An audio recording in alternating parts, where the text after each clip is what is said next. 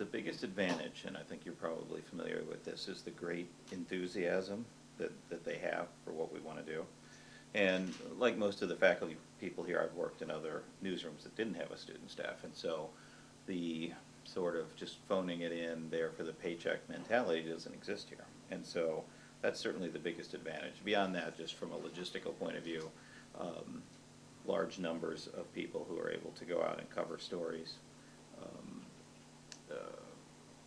people with a variety of skills, maybe language skills. We had a situation where there was a house fire that killed some children from a Mexican family that was living here, and so it was easy to find somebody who could speak Spanish fluently to go do some stories, some follow-up stories there. Disadvantages, the ones you might expect, that over our holiday periods and other times like that, it's tough to staff the newsroom, and so we have to be creative about ways to do that.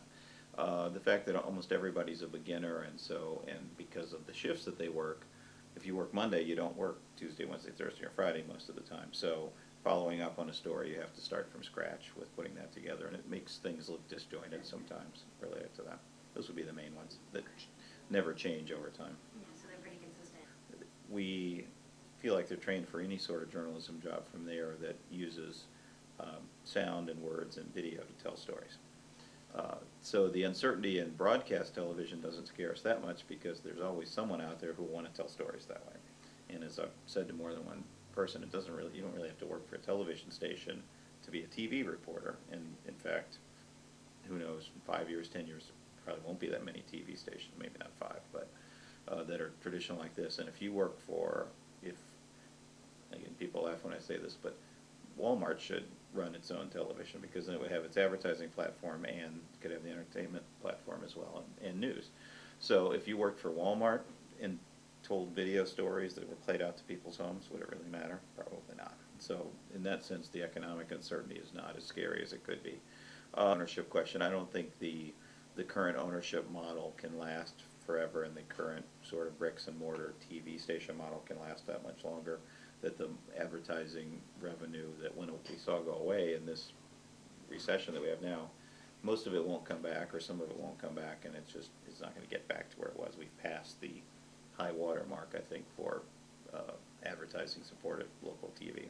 So the question really is, where can we do what we do in a way that has the reputation that local TV stations do, which is still great, one of the highest, most respected media that are out there, or local television stations. And where can we do that where we can reach as many people?